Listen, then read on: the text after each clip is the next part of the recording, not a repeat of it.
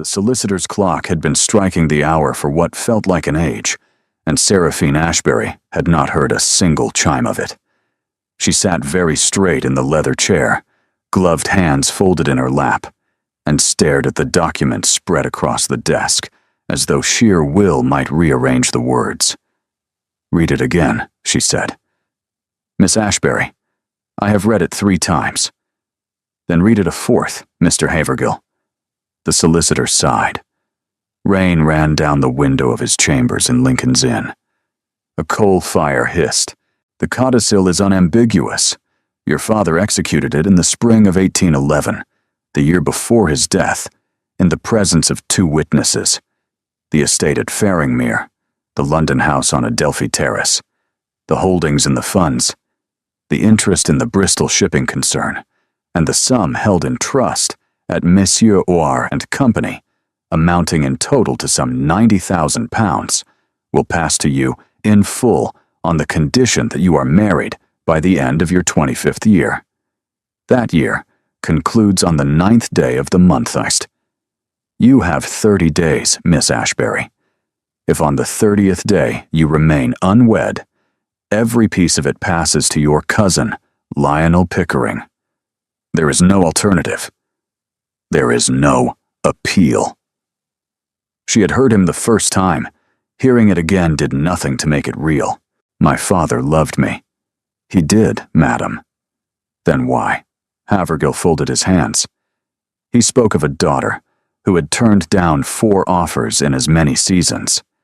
He spoke of a fear that you would grow old alone, and the estate fall to a cousin he did not esteem. "I can only tell you what he set his hand to and what the law will enforce." Seraphine stood. The room tilted. She put a hand on the back of the chair until it steadied. 30 days. To be married. Not to find. Not to be betrothed. The codicil is specific. There must be a solemnized marriage by the 9th. "Yes, madam. The posting of banns alone requires 3 Sundays. A common license might serve, if the bishop's clerk were obliging. But I must present him with a name. I do not have a name." "No, madam. Who knows of this?" "Myself. My clerk. The 2 witnesses. And as of yesterday evening, your cousin, Mr. Pickering, to whom the terms were communicated by letter at the direction of the deceased." She shut her eyes. Of course her father, loving her, and fearing for her, and mistrusting her cousin in equal measure, had felt bound to notify the man who stood to gain, in the interest of what he would have called fairness. Her father had been a fair man. Fairness, applied without tenderness, became cruelty, and the codicil was the exact shape of that cruelty rendered in legal Latin. "I shall return tomorrow at 10. At the door, she turned. "Mr. Havergill, if I were to come to you on the morning of the 9th with a husband in tow and a clergyman willing to read the service, would you recognize it?" "I would examine the certificate, madam, and the license, and if both were in order, I would recognize it without hesitation." "Thank you." She went down the stairs with her head quite high, and her maid Berthwin fell in behind her. They did not speak until they were both in the carriage, and the door was shut. Then Seraphine pressed her forehead against the cold window and allowed herself, for precisely 4 seconds, to make a sound that was not quite a word and not quite a sob. Berthwin produced a clean handkerchief and laid it on the seat beside her hand, and waited. By the time they reached Adelphi Terrace, she had done her arithmetic. She required a man of rank sufficient to procure a common license and willing to consent. She had refused 4 offers in 6 seasons. Of those 4, 1 was dead of a fever in Portugal. 1 had married her dearest friend. 1 had removed to the West Indies, and the last would sooner throw himself from Westminster Bridge than renew his suit. Of gentlemen who had not offered but might be persuaded, 9 of a dozen were too young, too indebted, too foolish, or too plainly interested in her fortune. That left 3. Of the 3, 2 were promised elsewhere. That left 1. She stared at the upholstery of the carriage and said the name to herself, and felt her stomach turn over at the sound of it. Torrin Vale, the Duke of Rookscar, who had despised her from the first moment he had laid eyes on her, and had not troubled himself to disguise it since. It was not a gentle dislike. It was something colder and more particular, and it had begun her first season, when she had been 19, and had said something at a dinner in Cavendish Square that she had not understood to be cruel until she saw his face change. She remembered that it had been about a poem, and that the poem had been written by a man she now knew to have been a friend of his who had died that autumn at sea. And she remembered the way his eyes had gone flat and gray, like the inside of a shell, and the way he had set down his wine glass and excused himself. He had never forgiven her. She had written him a letter of apology, which he had returned unopened. For 6 years he had treated her with a steady, polite, public indifference. There was nothing to be done with him. She had told herself so for 6 years, and now she was going to have to plow that corner, because there was no other field. He was a duke. He could procure a license in a morning. He was unmarried, 9 and 20, in full possession of his faculties. The Rookscar estates were solvent, so he could not be suspected of marrying her for her money. He was the only candidate in London who met every requirement, and he loathed her. She went up the steps of the house and gave her cloak to the footman, and went straight to the writing room without removing her bonnet. She sat down at her father's old desk. She sharpened a pen. She dipped it. She wrote, "Your Grace, I write upon a matter of the most urgent personal significance, and I must beg the very great favor of a private interview at your earliest convenience. I am aware that I have no claim upon your kindness. I do not ask for kindness. I ask only for 1/2 of 1 hour of your time, at any hour and in any place you should appoint. And I pledge my word that after that half hour, if you should wish it, you will not be troubled by me again. I remain your Grace's most obedient servant, Seraphine Cordelia Ashbury." She sanded it, folded it, sealed it with black wax, and wrote the direction in a hand she was proud to see did not shake. "Have this taken to Rookscar House at once. Wait for a reply." The footman went out. She sat at the desk and did not move for a long time, and the sleet at the window turned back into rain. The reply came at 5:20, by which time Seraphine had walked the length of the library 11 times. The footman presented the folded paper on a salver. She took it with a hand she did not trust, and broke the seal. It said, in a black, spare hand with no flourish, "Madam, I shall receive you tomorrow at 11. Rookscar." Nothing else. No civility. She had braced for refusal and been given instead a single cold assent, and the cold assent was in some ways worse, because it meant that tomorrow at 11 in the morning she was going to walk into the library of a man who hated her and ask him to marry her. She did not sleep. She lay in the great bed and composed the speech in her head, and rejected it, and composed another, and by dawn had settled on the only one that had the virtue of being true, which was the plainest. She would tell him the facts. She would ask. He would refuse. She would go home. At 11:15, she stepped down from her carriage in front of Rookscar House in Berkeley Square. The butler who opened the door was a man of perhaps 60, with the stillness of long service. He took her card. He took her cloak. He showed her into a library on the ground floor. "His Grace will attend you presently, madam." And he withdrew. She stood in the middle of the room and counted her breaths. It was a splendid room. Walls lined to the ceiling with books, fire lit, 2 long windows onto the square, a turkey carpet the color of old wine. She thought, this is his room. None of the 1,000 times he will sit in that chair will be with me in it. The door opened. Torrin Vale, the Duke of Rookscar, came in. He was taller than she remembered. He was dressed plainly, in a dark coat and buff pantaloons. His hair was black, cut short, already showing at the temple the first thread of gray. His eyes, when they came to rest on her, were the same flat shell gray she remembered from Cavendish Square. He bowed, just barely. "Miss Ashbury." "Your Grace. You asked for half an hour. I will give you 20 minutes. Please sit." He did not sit. He stood by the mantel with one hand resting on it. She sat in the chair closest to the fire and arranged her hands in her lap. She had decided during the sleepless night that she would not remove her gloves, because if she removed her gloves, he would see her hands shaking. "I thank you for receiving me." "You need not. What do you want?" The rudeness steadied her. "My father placed a condition in his will that I did not know of until yesterday. I must be married by the 9th day of next month, or forfeit the whole of his estate to a cousin. That gives me 30 days from yesterday. By reason of the banns, the time, and the nature of the gentleman of my acquaintance, I find that I have one realistic prospect of complying, and I have come to present it to you." He did not move.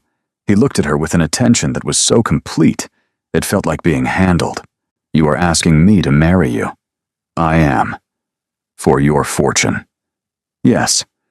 My fortune is £90,000, and an estate in Hampshire, and a house on Adelphi Terrace.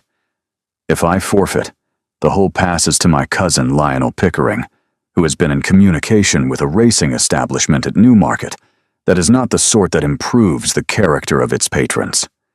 I do not intend to give him my father's work. I have come to you because you are unmarried, of sufficient rank to procure a common license, the Rookscar estates are solvent, and because I consider you a man of your word.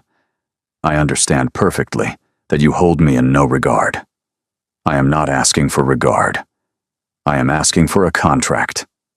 She waited. He had not moved. "Go on." "I propose the following. We marry by common license, as quickly as may be managed.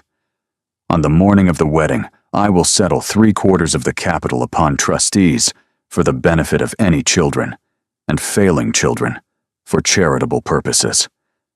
I will retain the remaining quarter and my mother's jointure. You will not be asked to touch 1 penny of the Ashbury money. You will be under no obligation beyond the obligations of the marriage service with respect to my person. We will live under one roof for the sake of appearances. At the end of a 12-month, if you find the arrangement insupportable, I will remove to Faringmere. I will give you sons, if God wills.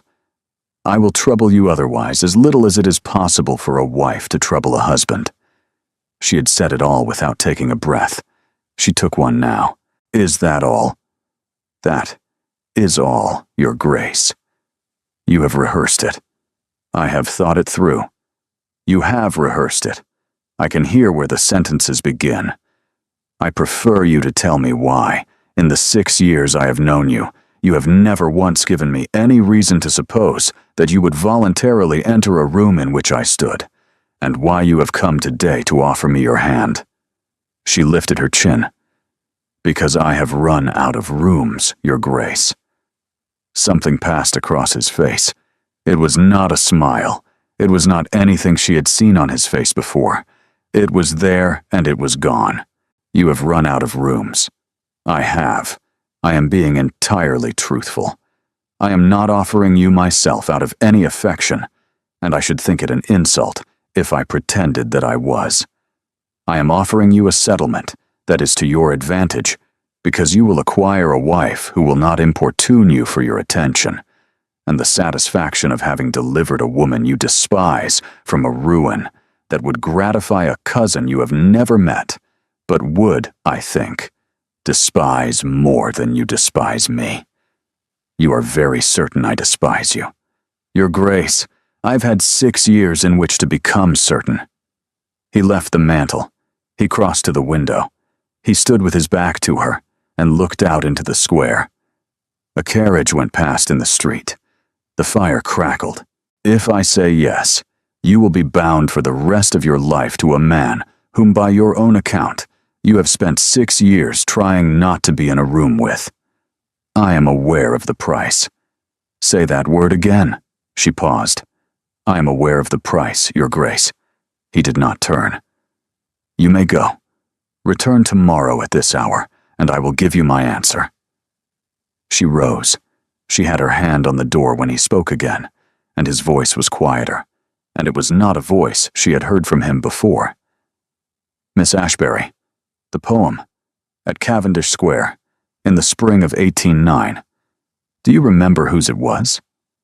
Her hand tightened on the handle. I did not know at the time, Your Grace. I learned afterwards. I have regretted it every year since. I see. Is that why? She began and stopped. Tomorrow at 11, Miss Ashbury. She did not remember going down the stairs. She was in the carriage before she understood that she was, and Berthwin was looking at her. And Berthwin said, Miss, are you well? And she said, Yes, I am well. And it was the first lie she had told in a long time, and she did not think it would be the last. He said yes at 8 minutes past 11 the following morning, standing in the same place at the mantel. I have considered your proposition. I accept it. I will procure the license today. I will ask my mother to call upon you this afternoon. We will marry at St. George's in Hanover Square on the morning of the 8th. My solicitor will wait upon yours this afternoon. Is there anything you wish to alter? She had sat up half the night writing an alternative letter, one she would send when he refused. She unclenched her fingers from around it. No, Your Grace. Very well. I thank you. Do not. I have not done you a kindness. I have accepted a contract, for reasons of my own which are not your concern. You owe me no gratitude, and I shall not accept any. One thing. In public, we will behave as a couple who have formed an attachment. That is the price of the fiction. I will not have my mother distressed, nor society amuse itself at either of our expense. In every drawing room in London, we will appear to have chosen one another. Is that acceptable? She heard the word. Price. He had used it a second time. She did not dare to ask if he had chosen it deliberately. It is acceptable. Good. Then you will oblige me by referring to me, in company and in private, by my name. Your Grace. Torrin. It is my name. We are to be married in 3 weeks. You will not go through the ceremony addressing me as though I were a bishop. As you wish. Say it. Torrin. Thank you. Seraphine, she said. She had not meant to. My name is Seraphine. I know it. Good morning, Seraphine. She went out. On the steps of Rookskar House, she stood for perhaps 5 seconds with her hand on the iron rail, and she understood that she had got what she had come for, and that it was not at all the thing she had come for. It was worse because he had said her name, and she had not prepared for the way her name would sound in his voice. The Dowager Duchess of Rookskar arrived at Adelphi Terrace at 3:30. She was a small, upright woman of about 60, in a gray pelisse, and she took both of Seraphine's hands in hers and said, My dear child. And she was crying, quietly. I knew nothing of this until this morning. I have been trying for 5 years to make my son look at a young woman with any kind of expression. Today he walked into my morning room and told me he was to be married to Miss Ashbury on the 8th of next month. My dear, will you answer a mother's question? Are you happy? Seraphine had practiced answers. Sitting on the blue sofa with the dowager holding her hand, she found she could not speak any of them. Ma'am, I am going to marry your son because I must, and he is going to marry me for reasons he has not disclosed to me. I do not know whether I shall be happy. I know I shall try very hard to be a good wife to him. That is all the answer I can give you, and I think it would be wrong to give you any other. The dowager looked at her for a long moment. You will do. Any young woman who could sit in my drawing room and tell me that, without weeping and without flattering me, is a young woman I can work with. Now, we have 3 weeks. You will come to dinner tomorrow at Rookskar House. You will not wear black. You will not apologize to Torin for anything, because he will misunderstand any apology. You will be civil, and you will let me do most of the talking." The dinner the following evening included an elderly cousin of the house, Mr. Abney Kilgarn, who spent the meal telling stories about the Peninsular Campaign. The Duke said almost nothing. She had been warned. She had not been warned that at one point, during a story about Badajoz, he would glance across the table at her with something in his expression she could not identify, and then look away. The announcement appeared in the Gazette, and by Sunday the whole of London was talking. The engagement was unaccountably sudden. The condition of her father's will, which had somehow become known within 36 hours, was almost certainly the cause. That Tuesday, Seraphine went to a reception at Lady Maricham's in Bruton Street. The conversation dipped as she and the Dowager entered. It did not stop. It dipped and resumed, and dipped again. And Seraphine walked through the room at the Dowager's elbow, with her chin up, and then she saw, across the room, a man she had not seen in 3 years. His name was Captain Everard Mornay, late of His Majesty's 15th Light Dragoons, and she had once believed, at 20, that she was going to marry him. He had come near to asking, and then his regiment had been ordered to the peninsula, and his letters had grown briefer, and within a 12-month he had stopped writing altogether. A year after that, she had heard he had resigned his commission on account of an inheritance from an uncle in Yorkshire. He was crossing the room now. The Dowager had been pulled aside. For a single exposed moment, Seraphine was alone, and he was bowing. Captain Mornay. Mr. Mornay now. The captaincy belongs to another man's horse these 2 years past. I had not known you were returned to town. I returned last week. I came tonight in the hope of seeing you. I'm engaged, Mr. Mornay. So I have read. I congratulate you. To the Duke of Rookscar. Yes, he looked at her. Not at her face. At her, as a man looks at a woman to take her in. Miss Ashbury, forgive me if I am blunt. Is it true what is being said? That you are marrying him under the compulsion of a testamentary condition? The room did not quite go quiet. It seemed to her that it did. My reasons for marrying are my own. Of course, I understand only that if there were any impediment in the business, any difficulty whatever, I should be obliged to you if you would apply to me. I have come into some property. I am not the man who went to Spain. There is no difficulty. He did not go. He remained in front of her, and she understood, with a coldness at the nape of her neck, that the man who had once been too poor to ask her had returned with money, and had read in the paper that she had £90,000 and a husband who did not want her. Good evening, Mr. Mornay. Good evening, Miss Ashbury. I shall hope to see you again. He moved away. Before she could turn to find the Dowager, she felt a hand at her elbow. Torin. Seraphine. His face was composed. His eyes were not. They were looking across the room at the back of Mr. Mornay's coat, and they were not cold any longer. They were something else. She had no name for it. Come, he said, quite gently. My mother requires you in the next room. His hand stayed at her elbow, steady and warm through her glove. When they reached the further drawing room, he released her and said, not looking at her, Who was that man? His name is Mornay. He was a friend of my family 3 years ago. A friend who stood rather close to you. I do not know what you mean. I think you do. She was too tired to pretend. He wished me to know that if there were any difficulty with my engagement, he would be glad to be of service. The Duke was quiet for 3 seconds. Torin, I will not. I have not asked you anything. I was going to say that I should like to walk with you to the carriage. My mother will make our excuses. Her hand was shaking inside her glove. He had seen it, and he put his own hand out, palm open, waiting for her to decide. She put her hand in his. He closed his fingers over hers. He did not let go until they reached the carriage.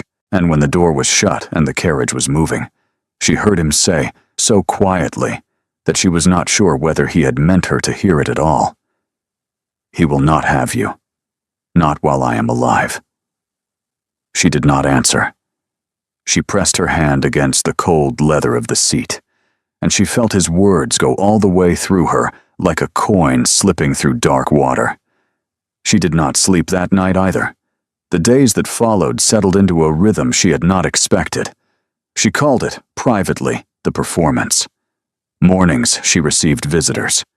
Afternoons, the dowager came for her at 3.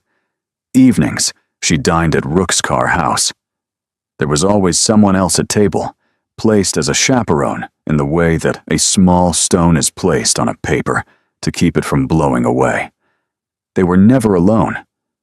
The Duke had thought of this before she had, and she understood he had thought of it for her sake and not his own, and the understanding lodged under her breastbone and would not dislodge.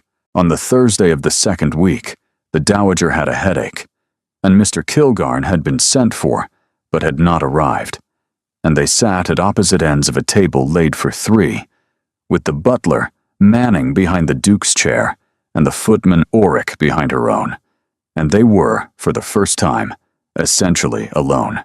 He said without looking up, "You were at Lady Kettleworth's yesterday. Was it difficult?" It was.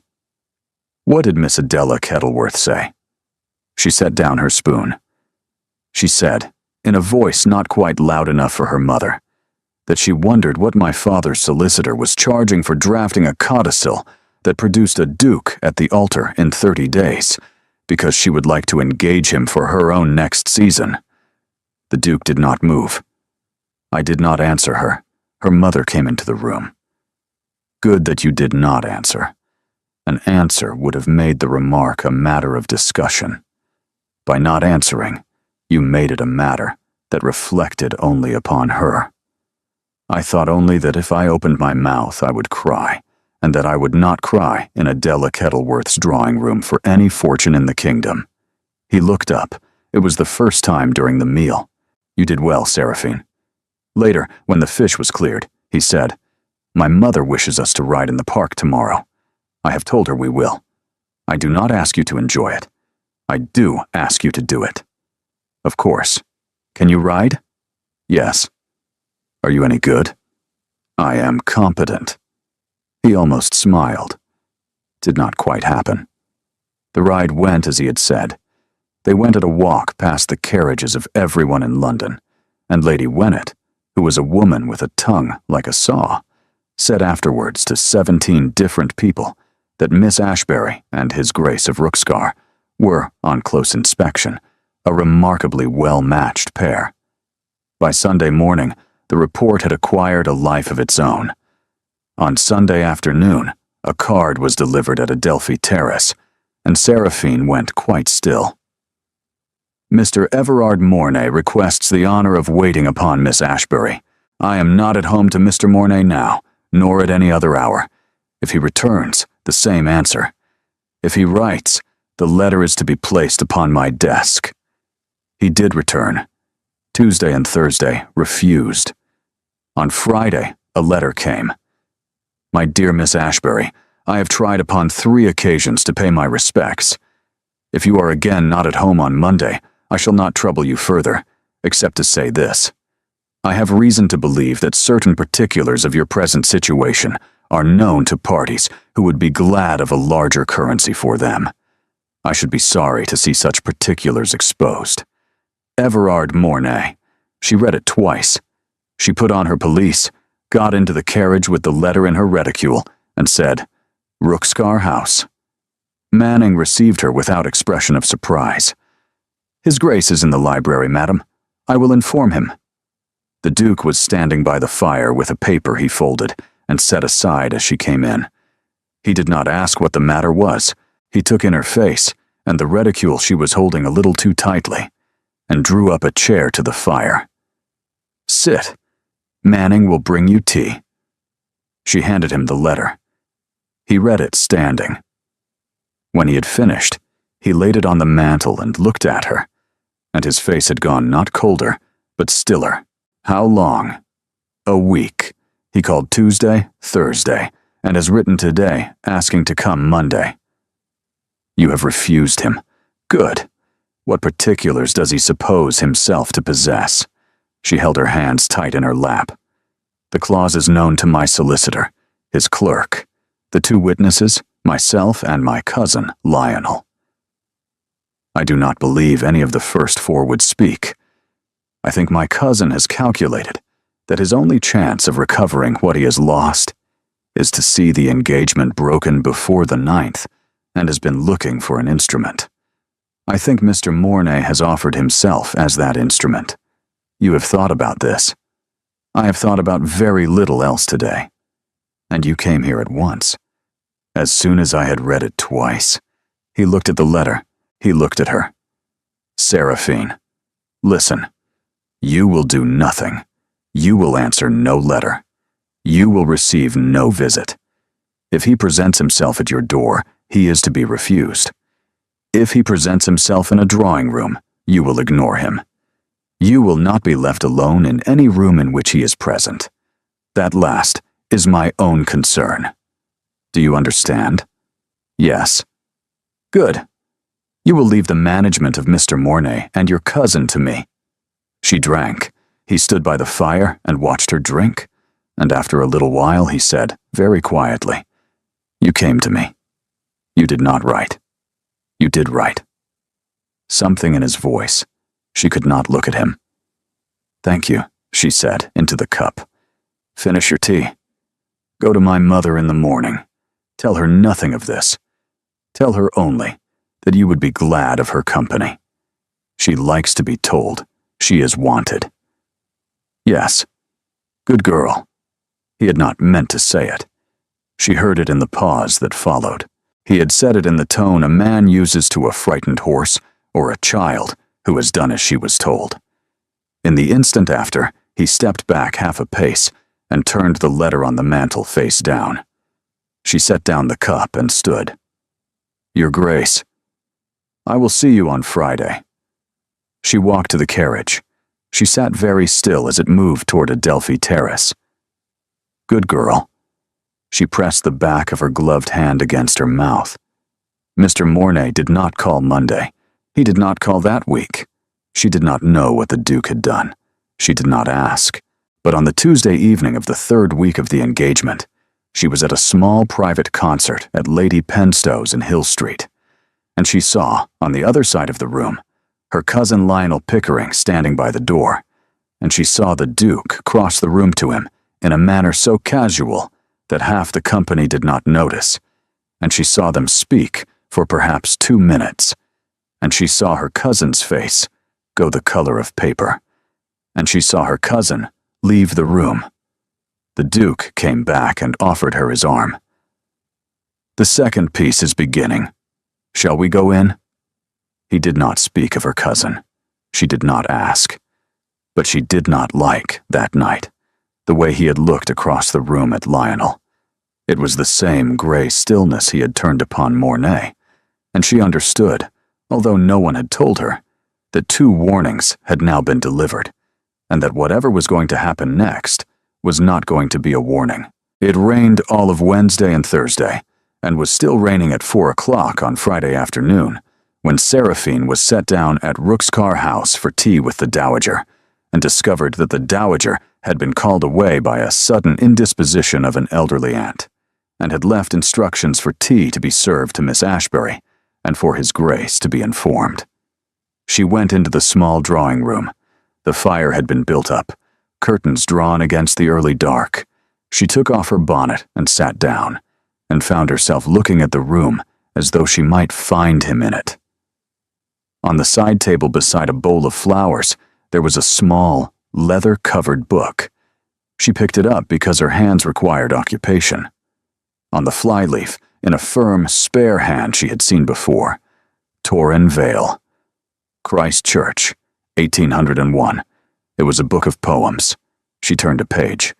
Between the 14th and 15th, there was a slip of paper. Cream, thin, not old. She did not take it out. She did. She lifted the edge with her thumb, only enough to see the first words. For WD, who should have lived to see? She put the book down. He came in. He was in his shirt sleeves. He had not put on his coat.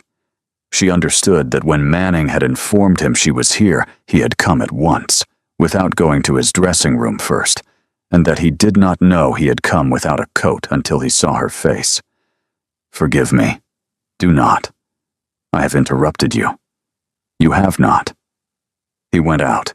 He came back in a dark coat he was still settling at the shoulders.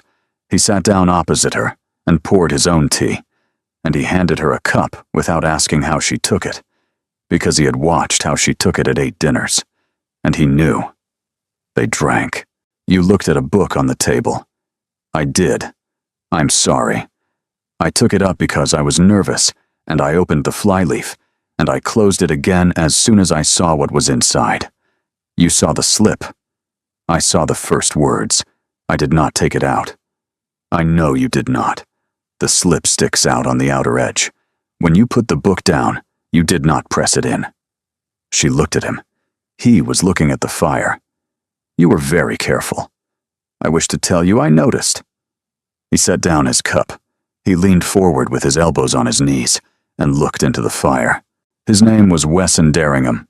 We were at school together, and afterwards at Christ Church.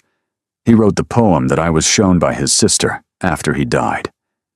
He went out in the Elysium with Captain Tremlow in the autumn of 1809, and she broke up off the Breton coast in a gale, and there was no one saved.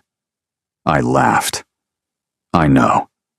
I did not know whose the poem was. I did not know he was your friend. I thought it was a silly poem, because Miss Varley had said it was a silly poem, and I was 19. I know, Seraphine. I am so sorry. You cannot undo it. Neither can I. You laughed, and I looked at you, and I decided in that minute that you were a young woman who laughed at things she did not understand, and that I would never be obliged to understand you. It was an unjust decision. I should have answered your letter. I burnt it. I was 23, and angry, and I could not bear to be told by a 19-year-old girl that I was being unfair. I am telling you now that it was unfair. Why are you telling me now? He reached for the poker, turned a coal, set it down. Because if we go on as we are, Seraphine, we are going to reach the altar on the morning of the 8th. And I have begun to think that I would be sorry to stand at an altar with a woman who believed that I despised her. The rain ran. A coal settled. Do you not despise me? No. You did. I did. I have not for some time. How long? I do not know. Longer than I had thought. I was surprised and somewhat ashamed to discover that I did not, when I received your note last Friday week. They drank their tea. There is one thing more, which I should tell you while we are being truthful. I did not write my letter of apology because a governess told me I must. I wrote it because I had learned whose the poem was, and I had gone to my room and cried for a length of time that alarmed my maid, and when I had done crying, I had gone to my desk and written it. It wasn't a performance. I did not know you well enough to perform anything. Thank you. That is all? That is a great deal. The fire did its slow work. The rain did not stop. Mr. Mornay, has he written again? He has not. He called upon your cousin. They were seen together at a house in Jermyn Street on the Tuesday. I spoke to your cousin the following evening at Lady Penstow's. I observed that his circle of acquaintance had lately grown to include a gentleman in straitened circumstances. I remarked that I was a collector, in my idle hours, of information regarding the debts of such gentlemen, and had lately been interested to learn the precise sum outstanding at a certain hazard room in Pall Mall against the name of a certain cousin of my affianced. I said all this pleasantly. Your cousin was good enough to understand me without further explanation. You threatened him. I warned him. He left the concert immediately afterwards. Torin, I do not wish to be protected at the cost of your honor. You are not. I have not lied, nor bribed, nor done anything would I be sorry to have reported in the Gazette. I have used information I was entitled to possess to discourage two men from actions that would have injured a woman they had no right to injure. I believe you. Good. If we are to stand at an altar on the 8th, I should like to stand at it as someone who has told you the truth about one more thing. I did not come to you only because you were the last candidate in London. I came to you because I had known for a great many years that if I were ever in real trouble, you were the man in the world to whom I should most have wished to go. I did not understand this about myself until the morning I wrote the note. He did not answer. He stood up. He went to the window and stood with his back to her. Seraphine, if you say any more to me this afternoon, I am not going to be able to keep the terms of the agreement. I will not say any more. Thank you. One word. I am not sorry I came to you. He did not turn. The rain ran on the glass. Nor am I sorry you did. Manning brought the carriage up at 6. At the threshold of the drawing room he stopped, and she stopped, and he said, "Friday next, we will ride in the park, if the weather holds." And she said, "Friday next, then." And she went out. She had not asked him what it was exactly that he had begun to feel. She thought, as the carriage turned out of Berkeley Square, that perhaps she already knew, and that perhaps he had known it too, for longer than either of them had admitted. The week before the wedding passed, in a manner she would not afterwards be able to set down in any order. She remembered the fitting at Madame Devy's, the silk the color of very cold cream. She remembered that on the Wednesday, the Duke sent over a small package containing a string of pearls that had belonged to his grandmother, and a note of 4 lines in his firm, spare hand. Seraphine. These were my grandmother's. She wore them at her own wedding, and at mine. To you they will be yours. Wear them or not as you please. I should like it if you would. Torin. She wept when she read it. Not hard and not long, but with an abandon Berthwin pretended not to notice. And she remembered the night before the wedding, which was sleepless, and was not sleepless in the way she had expected. The Dowager had arranged that Seraphine should come to Rookscar House, because it was thought proper that a bride with no mother in the country should be housed under the roof of her husband's mother on the eve of the wedding. The Duke had removed himself to his club. Seraphine lay in the strange bed and listened to the clocks of Mayfair strike 10 and 11, and 11:30, and 12, and she had not slept. At 12:15 she rose, put on a wrapper, lit her candle from the fire, and went down to find a less demanding book from the library. At the library door she stopped. A thin strip of light showed beneath it. She pushed the door gently. It swung inward. He was at his desk. He had not been at his club. He was in his shirt sleeves, his coat over the back of the chair, an open decanter at his elbow, a single candle burning on the desk, a pen in his hand, a sheet of paper half written upon. When he looked up and saw her in the doorway in her wrapper, he did not show any surprise at all, as though at some level below thought he had been waiting for her to come in. "You should not be here. I know. It is past midnight. I could not sleep. Nor could I. There was no one in the house awake but the two of them, and they both knew it. Come in then. Shut the door." She came in. She set her candle on the small table inside the door. She did not cross to the desk. "What are you writing?" "A letter I will not send. To myself. Some evenings I find I can clarify my thoughts by writing them to no one. The letters are burnt in the morning." "Sit, Seraphine." She sat in the chair by the fire. He turned his chair a little towards her. "I have been thinking about what I am going to say to you tomorrow at the altar, and whether I can say it in a way that will be true. I must say, upon my honor, that I take you for my wedded wife, to have and to hold, for better, for worse, in sickness and in health, to love and to cherish, till death us do part. I cannot bring myself to the altar to say those words if any of them are not meant.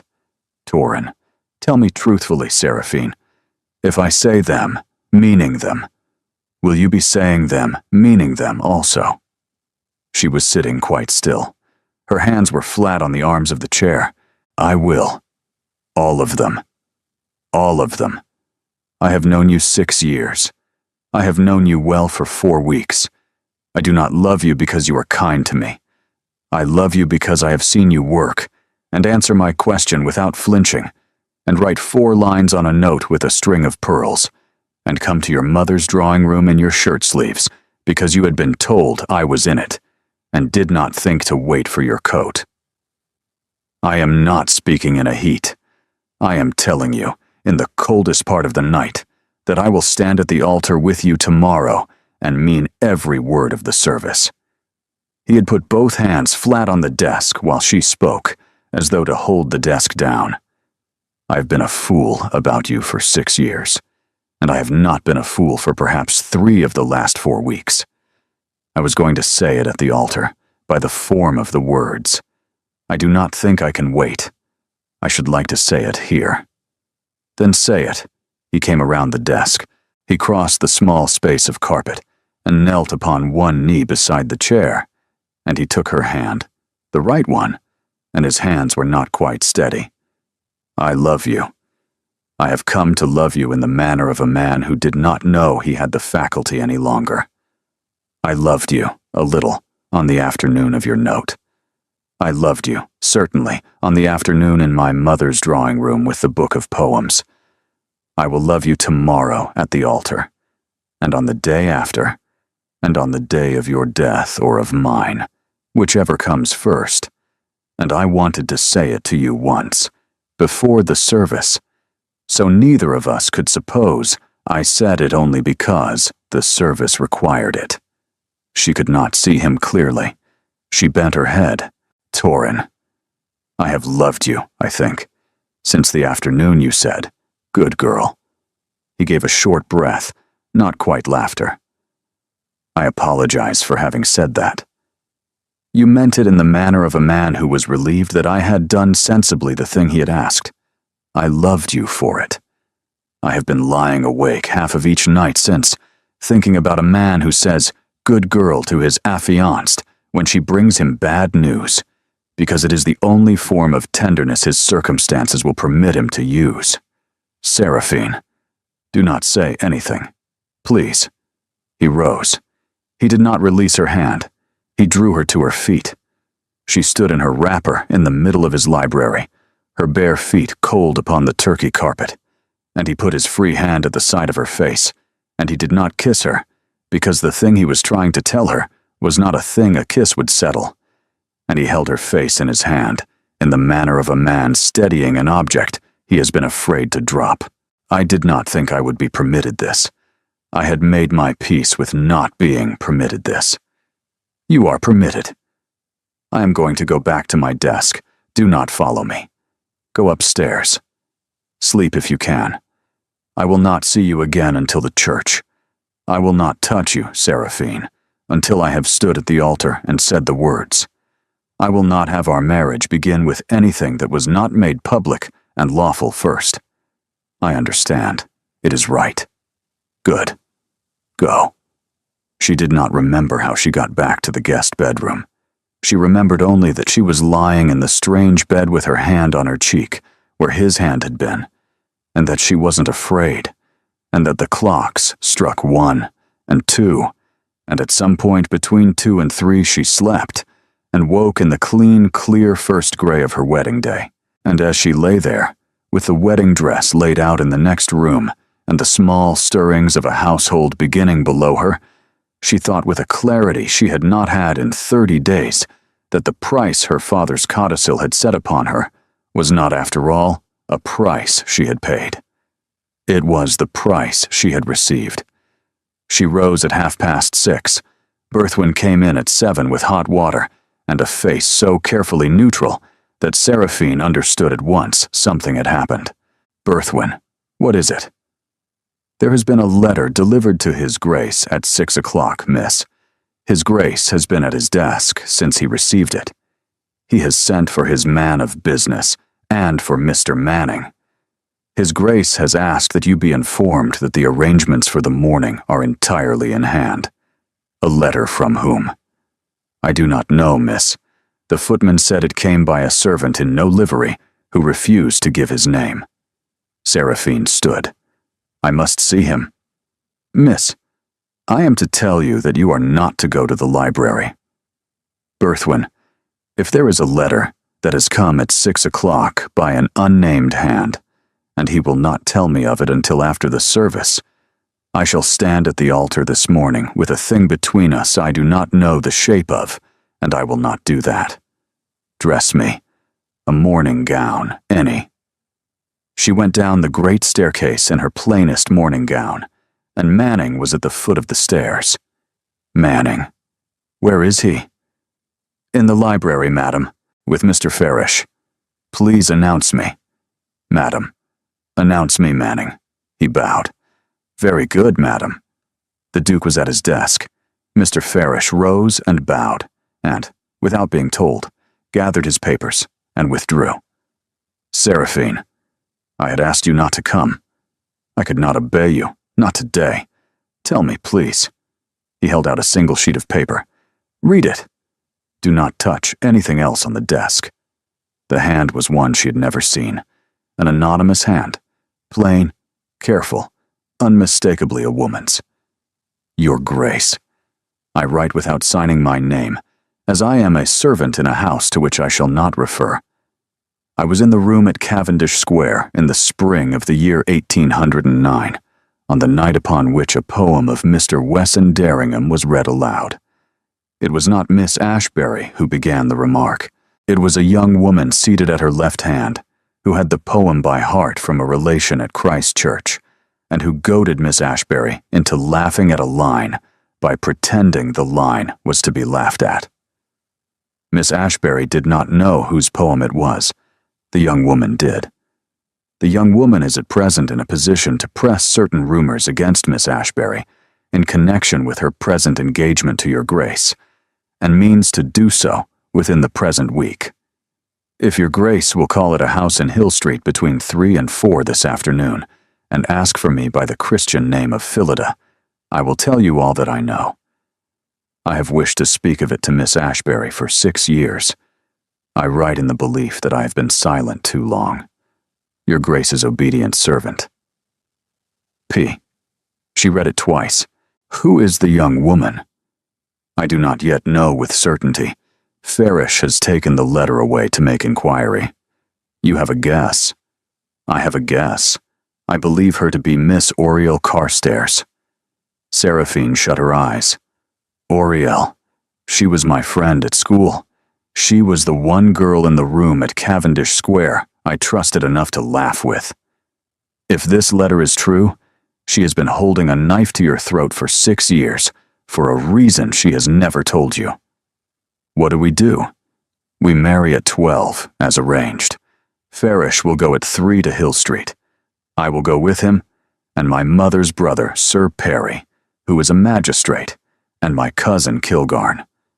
If the letter is true, we will return with a sworn deposition and go to Miss Carstairs at 6, and we will give her the choice of writing a letter of full retraction under the witness of the magistrate, or of having the deposition laid upon the desk of her affianced and her father by tomorrow evening. She will choose the letter. Torin, I cannot stand at the altar knowing that you will be at a servant's door in Hill Street. I will not be at the door. I will be inside the house, in a morning room with a magistrate. It is clean, Seraphine. I will not compromise the day. I give you my word.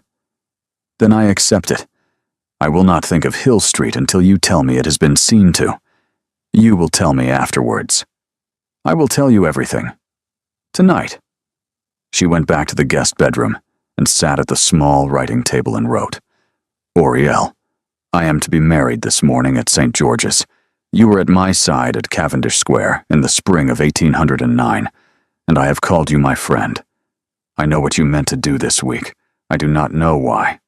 If you wish to tell me why, you will come to me on the 11th of this month at 3, at my house on Adelphi Terrace, and you will tell me to my face. If you do not come, we will not speak again in this life. I write this on the morning of my wedding, because I do not wish any business to remain unsettled upon the day upon which I enter a new estate. Voici Berthwin. Have this taken to Miss Carstairs in Hill Street. Give it into the hand of the house porter, not by the post. Do not let Mr. Manning or any other servant of this house know of it. Yes, miss.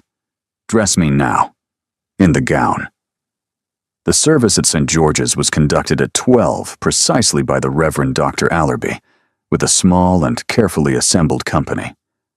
The bride was composed, handsome, and gowned in silk the color of very cold cream.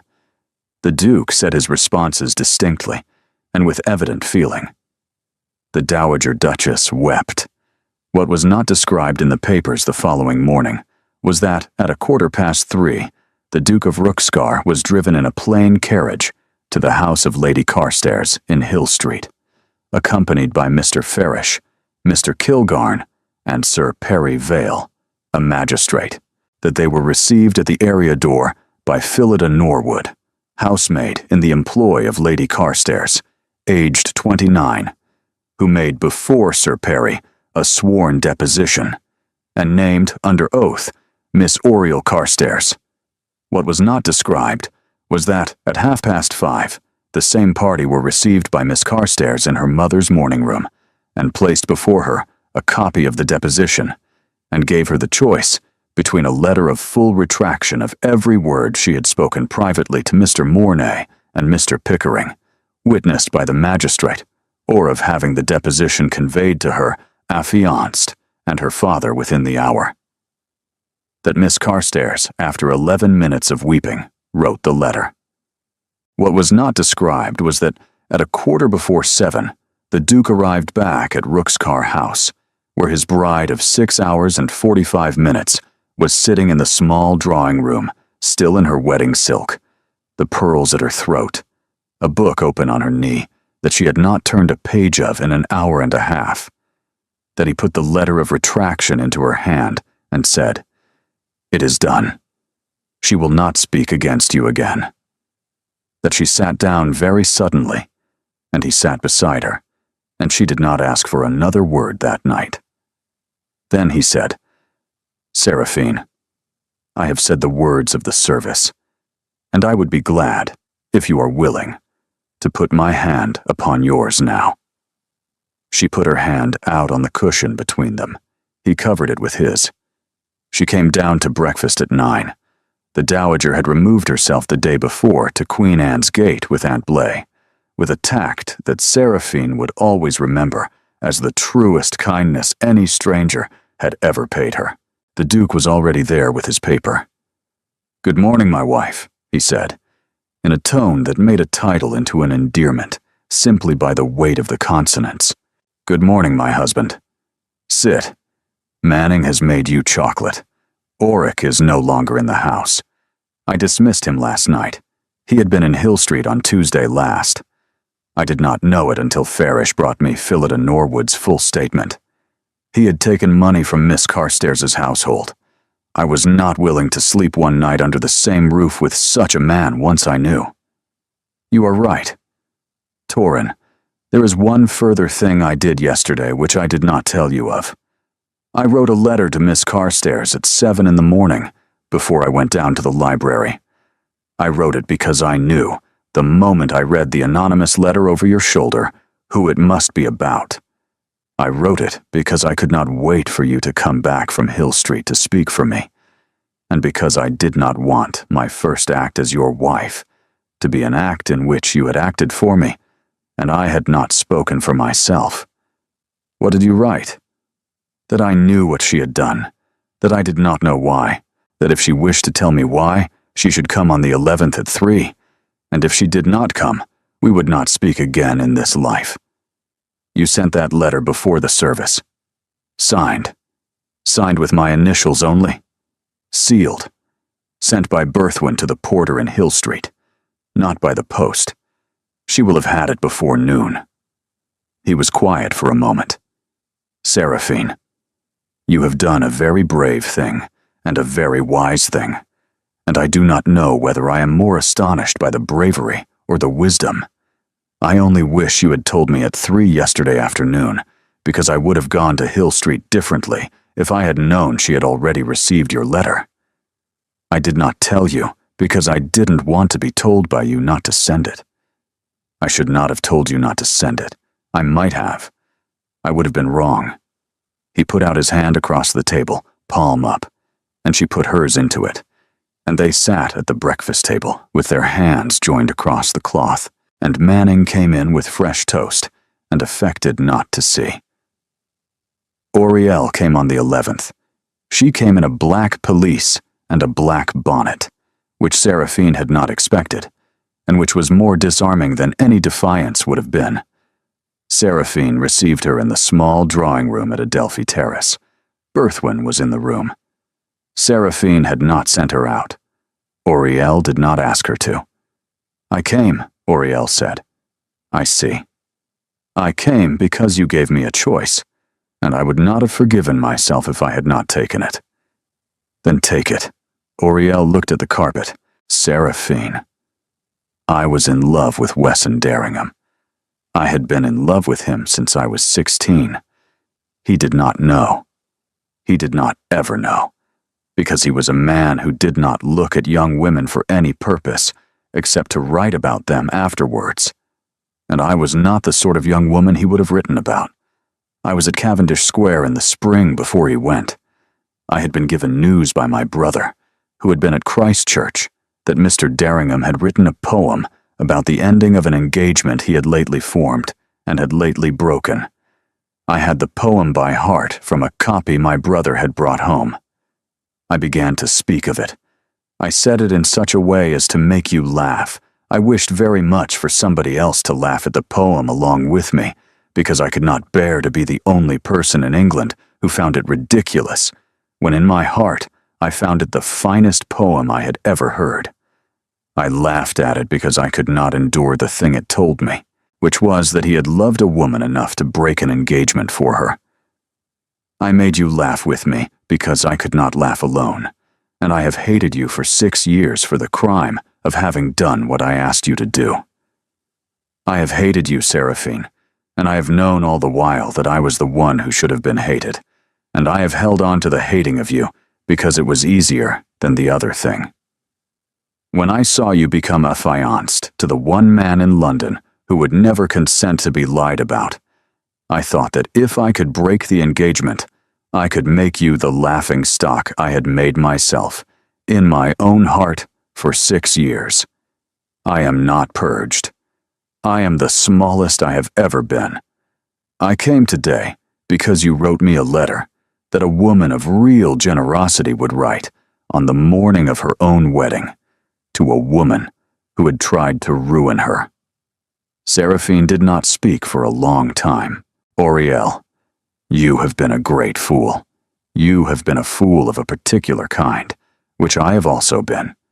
You have done me a wrong, which I will not pretend was small. You have tried to injure, through me, a man who had done you no harm, and whose friend you say you loved. I am not going to forgive you today, because I am not ready, and to say that I had would be the worst kind of lie. I am going to tell you what I will do. I will tell my husband what you have told me, because I will have no secret from him. I will ask him not to proceed further against you. I will ask you to cease from any further communication with me for the space of 1 year, and at the end of that year, if you write to me, I will consider your letter. I am not going to speak against you in any company. I am going to hope that in a year you will have become a person with whom I can imagine being in a room again. Oriel was weeping quietly. Thank you.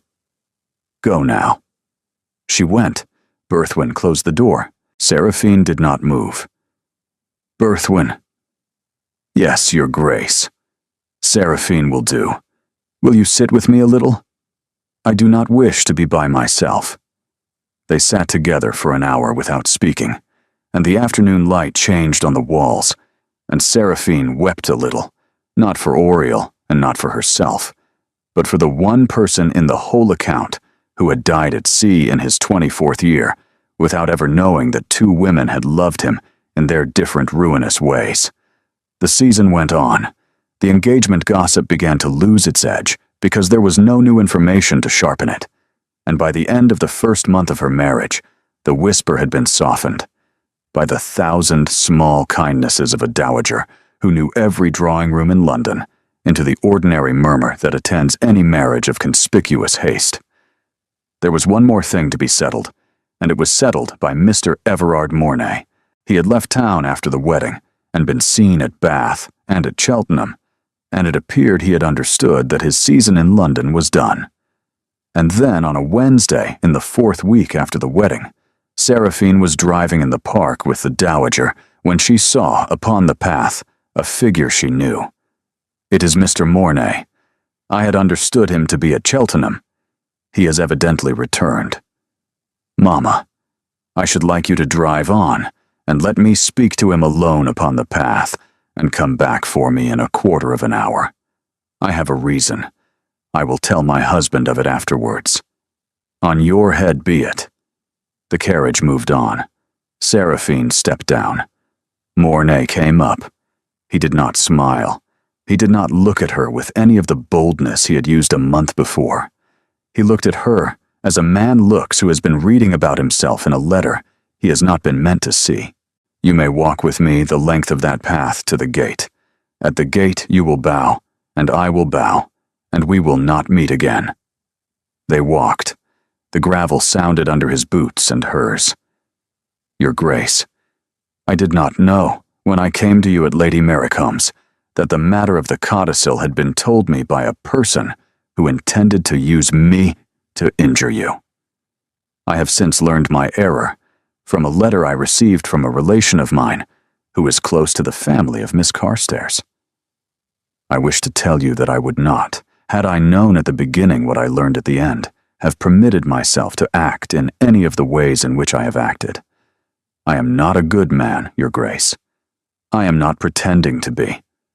But I am not a man who would have acted as a tool of a grudge held against a woman who was, at the time of the grudge, a girl of 19 at a dinner. I do not expect you to acknowledge it, and I do not propose to mention it again." She walked with him in silence for 20 paces. "Mr. Mornay, I accept what you have said. I will tell my husband that you said it. I wish you a better life in Yorkshire than the one you might have had in Spain." They reached the gate. He bowed. She bowed. He turned one way along the park railings. She turned the other. That evening she told the Duke of the interview on the path. "You met him alone." "Yes, in full view, with your mother, in her carriage within recall. You did not think of asking my permission." "I thought of it, and decided against it. If I had asked, you would have gone yourself, and I did not wish you to go. I did not wish him to see you again. I wished him to leave London with his business settled between himself and me, because I had a part in it that was mine, and that you could not settle for me." He looked at her. He did not look angry. He looked very tired, and very attentive. "Seraphine, I had planned to say to you this evening a number of things I had composed in the carriage, which were all the kinds of things a new husband says to a new wife in the 4th week of their marriage. Having heard what you did in the park this afternoon, I find every one of those things is now either obvious to us both or beneath us both. I find I have married a woman who can be allowed to walk 20 paces of gravel path with a gentleman of doubtful character and come away from it without having made any mistake I can name, and who has done, in the managing of him, the one thing I would not have thought to do, which was to let him go with a piece of his own dignity in his hand. That was better than anything I should have done. I should have broken him. You sent him to Yorkshire whole. I am grateful to you for it. I am also, if you will allow me, a little frightened of you. You are not. I am. Not much. A useful amount. She laughed. It was the first time she had laughed aloud in his house. He looked at her, as though he had never heard a better sound. We are almost through with it. There is one thing left. My cousin. Your cousin is at Newmarket. He has not written. I believe, from what Farish says, that Lionel has understood the business is closed and has resumed his ordinary life. You are not to spend any part of the rest of your life worrying about him. That is a promise. Then I shall stop worrying. Torrin, I do not wish us to live in London in the winter. I wish to go to Faringmere. It is a house I was born in. I have not been back to it since my father died. I did not think I could bear it alone. I think I can bear it with you. Then next week, we will go. Thank me by sleeping. You have not slept well this week. I have heard you. You have been listening for my sleeping. Every night, Seraphine. Every night since the first. She put out her hand, and he took it, and he drew her across the small space between his chair and hers, and he put his arms around her, and she rested her head against his shoulder, and after a while she did sleep against him, and he did not move. Faringmere stood at the end of a long chalk drive in the Downs of Hampshire, a house of grey stone set low against the slope of a hill, with a stand of beeches on the north side. The drive turned twice between walls of yew, and at the second, turning, the house came into view, and Seraphine put her gloved hand flat against the window of the carriage and did not speak for some minutes. There is a shutter at the south front that is hanging. That shutter has been hanging for 11 years. My father would not have it mended, because he said it reminded him that the house was older than he was, and would be so long after him. I see no one has mended it. Shall I mend it? No. I think I should like to leave it as it is. They were shown into the house by the housekeeper, Mrs. Tarrant, who had been in the Ashbury family's service for 34 years. Will you let me have half an hour in my father's study alone before dinner? I have not been in it since he died. It is as he left it, Your Grace, his papers upon the desk, his books. I have not moved one thing. She went in alone at 5 o'clock. She stood in the middle of the carpet and looked at her father's things. His pen was in the inkstand, dried.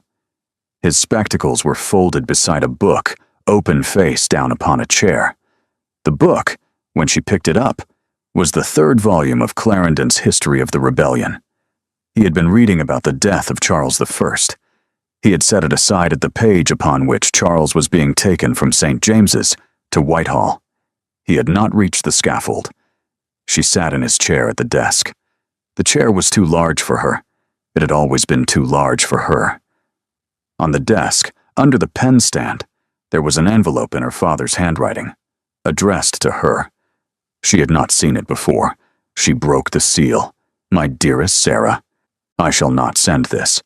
I have sat at my desk this morning and written it, and I shall put it under the pen stand, and I shall ride out, and either I shall come back or I shall not. I have a feeling today that I shall not. I have placed a condition upon my will concerning your marriage.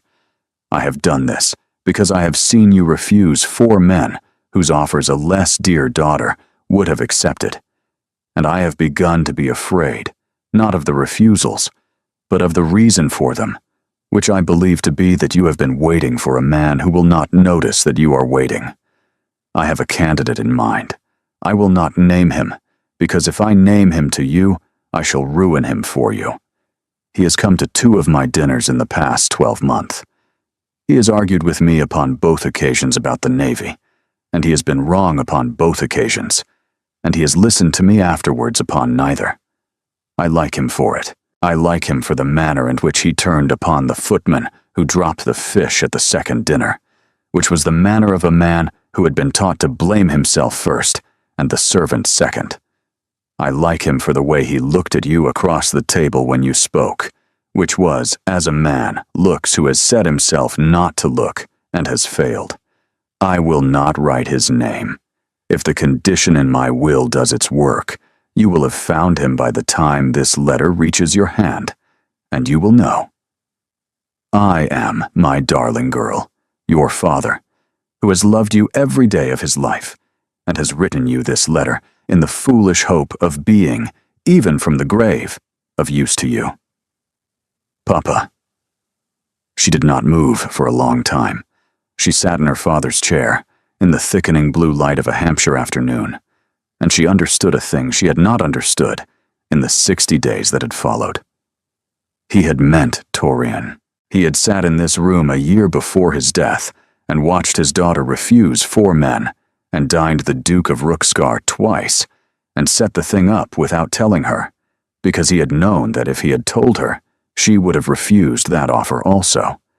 He had built a box and put her in it, and left the key on the outside, and trusted her to find her way out by the only door he had allowed to be open, which was the door Torrin Vale stood on the other side of.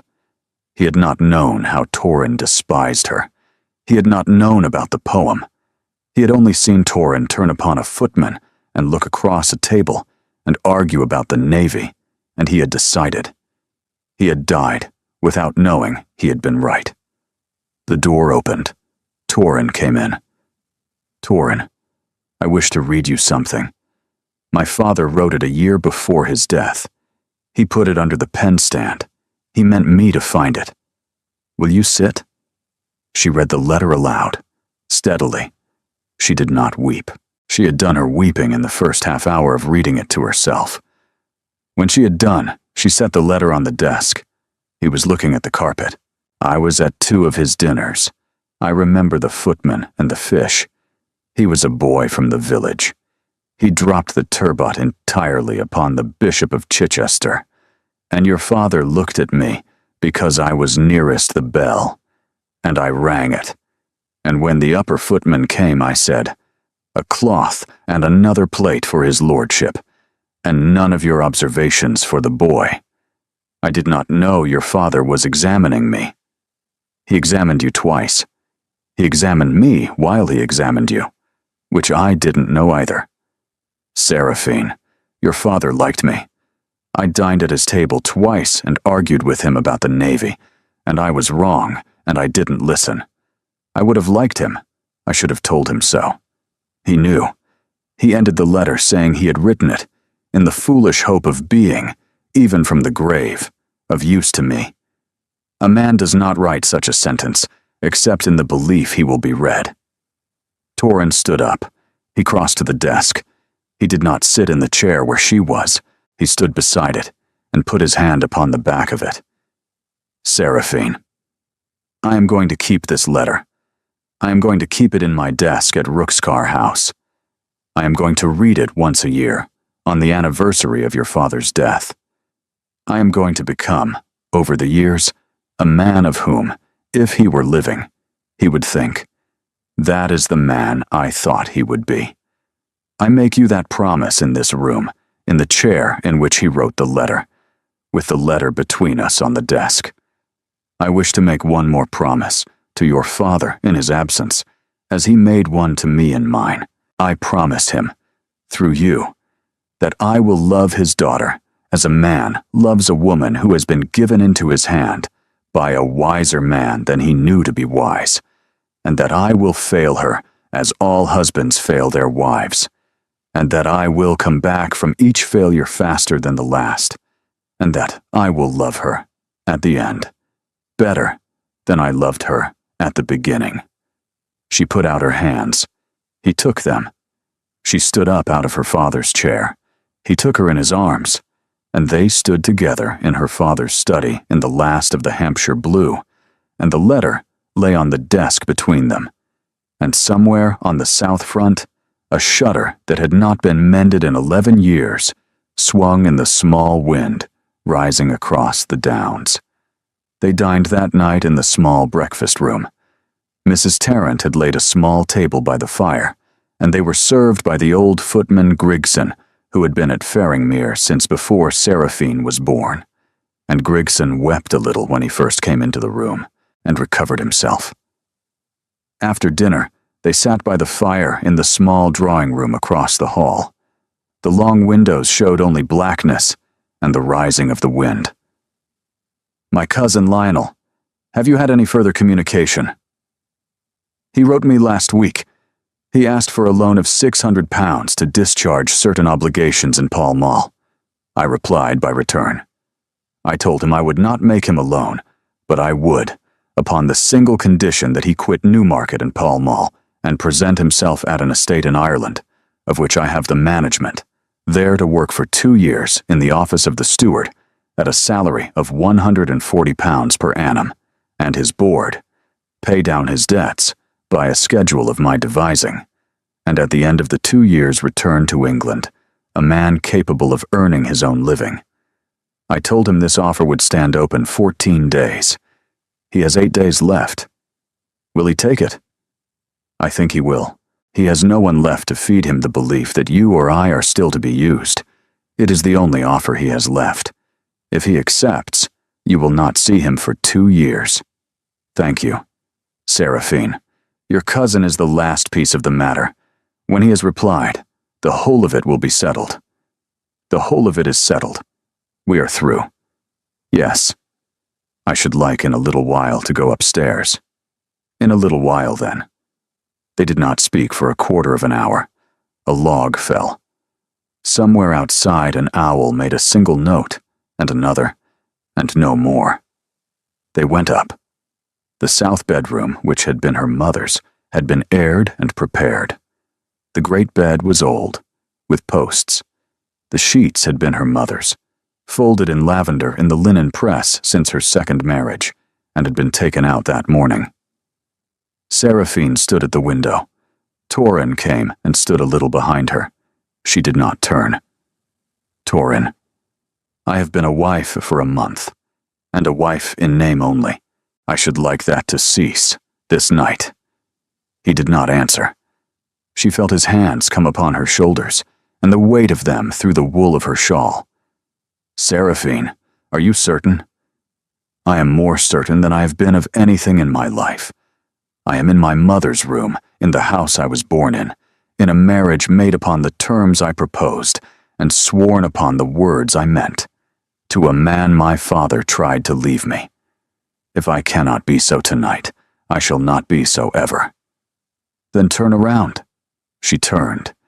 He was looking at her, as he had looked at her across the fire on the night before the wedding, when he had knelt by her chair, and as he had looked at her in the carriage out of Bruton Street, when he had said, "Not while I am alive," and as he had looked at her on the morning of the wedding, when he had put the letter of retraction into her hand.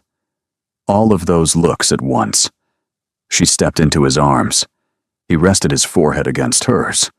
He did not kiss her mouth yet. Seraphine, I am yours. I was yours, I think, before I knew it. I know. I was yours also. We were both slower than we should have been. He kissed her then. It was not a question. It was a statement.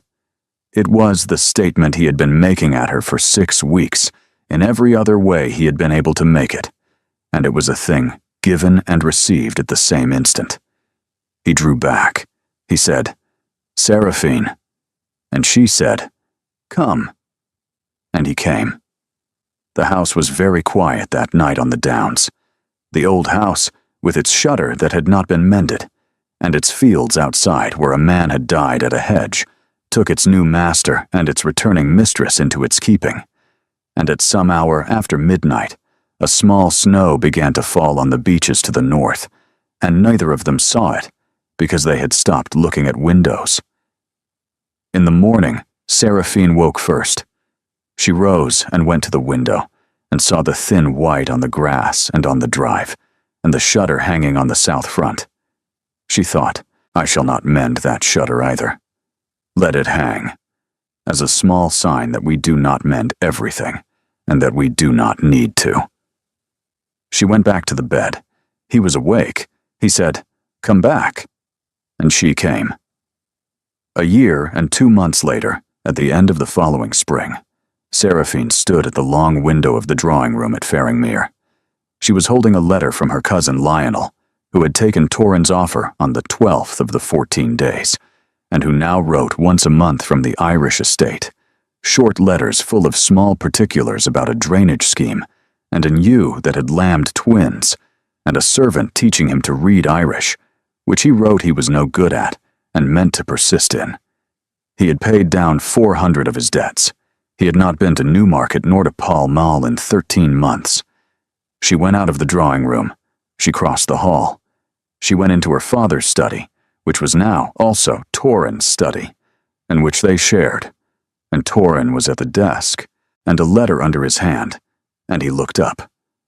Lionel. All well. He's reading Irish. He reports that he is no good at it. He's not the first Englishman to make the report. She crossed to him. She stood by his chair. She did not sit on the arm, because a parlor maid was passing in the passage outside, and the door was open. Her hand rested on the back of his chair, and he put his hand over hers. There is one matter. I have heard from Havergill. The business of the estate is wholly settled.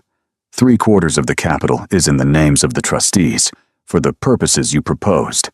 The remaining quarter remains in your name. My estates are mine. The settlement is upon the terms you proposed, the day you first sat in my library. I tell you this because I wish you to know the terms were never altered, and will not be altered by me. She was quiet for a moment. Torin, alter them. Seraphine, I wish them altered. I do not wish my house to be my house, and your house to be your house, and my estate to be my estate, and your estates to be your estates. I wish everything I have to be given into your keeping, and to accept into my keeping anything of yours. I propose Havergill draft a new settlement in which all the properties are held in the joint name, to the survivor, and after the survivor, to the children of the marriage. I propose to tell my husband, in his study at Faringmere, that the terms under which I once asked him to take me were terms I set because I did not know him, and that having known him, I do not wish to be married to him upon those terms any longer, and that I wish to be married to him upon the ordinary terms of a woman who has married a man she loves and who loves her. He may refuse. I accept. Upon one condition, that the proposal be drawn and executed in this room, at this desk, by Havergill, and that the signing of it be upon the anniversary of your father's death, which falls in 6 weeks, and that the document be kept in the drawer of this desk, which was his, beside the letter he left for you. Yes, Torin, there is one further thing. I am with child. He did not move. Since when? Since, I believe, February. Dr. Halvey was here last week. The baby will come in October, or near it. Seraphine, sit. She sat then, upon the arm of his chair, because the parlor maid had passed on, and she put her arm about his shoulders, and he turned his face against her side, and he was quiet for a long time, and she felt his breathing change twice.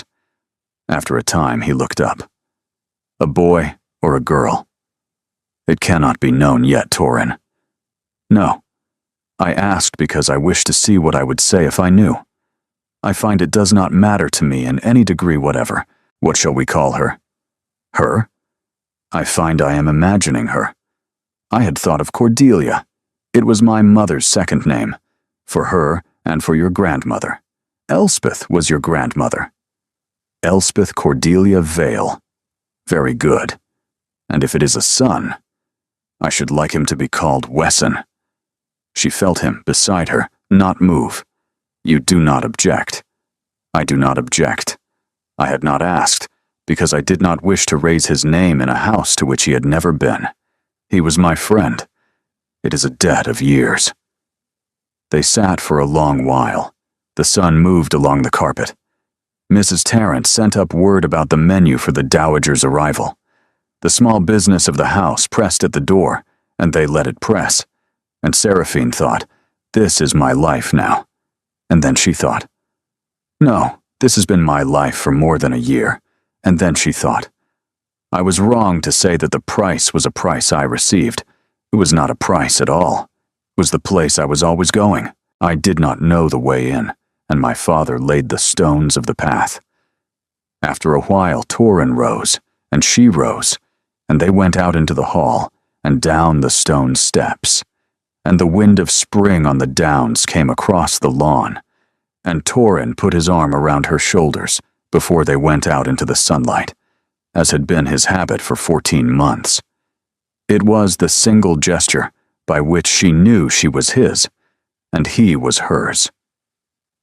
And in a drawer in a desk, in a study, in a house in Hampshire, in the years that followed, there came to lie, beside a letter written by a father a year before his death, 3 further letters. One, dated October of that year, announcing the birth of a daughter named Elspeth Cordelia. One, dated November of the year after, announcing the birth of a son named Wesson Torin. And one, very much later, dated the last day of a very long life, addressed to a grandson who was to be born 3 years after the hand had ceased to write, asking the grandson to go one day to Christ Church and to stand upon the staircase that faced the meadow, and to think for a moment of a young man who had died at sea in his 24th year, and of a girl of 19 at a dinner in Cavendish Square in the spring of 1809, and to understand that both of them had given him his grandfather and his grandmother, and that no story anyone lived was ever only their own, and that some prices, when they came to be paid, turned out to have been places. Thank you for staying with Seraphine and Torin from that first gray morning in a solicitor's chambers to this last letter in a desk in Hampshire. Their story began with a clause in a will and a clock running, and it ended in a drawer that held a father's letter, a signed settlement, and the names of 2 children who had not yet been born when the story began. What looked, at the opening, like a price set upon a young woman's life, turned out at the close to have been a road laid for her by a man who had loved her and had not lived to see her arrive. Every price in this tale became, in time, a place. That is the quiet reversal we wrote the story for. If this is the kind of story you want more of, follow along so you do not miss the next one. Until then, be well, and be good to the people who set the paths you are walking, even when you do not yet know that they did.